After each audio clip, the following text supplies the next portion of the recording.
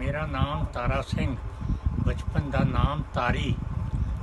मेरा पिंड धुंदा, जिला अमृतसर, हुण नवा जिला तरन तारण बन गया वा।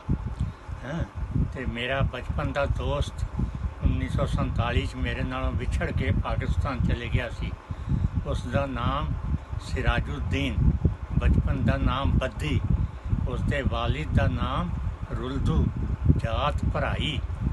जात भराई दे ने रुलदू ਉਹਦੇ पिता का नाम। मैं इन्होंने 72 साल तो ਲੱਭ ਰਿਹਾ ਵਾਂ।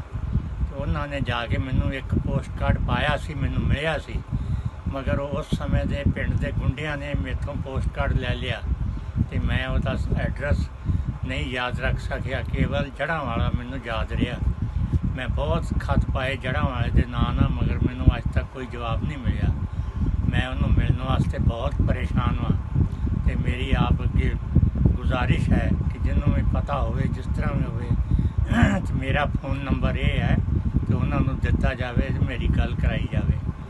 फ़ोन नंबर मेरा नोट करो 8319 0 23292।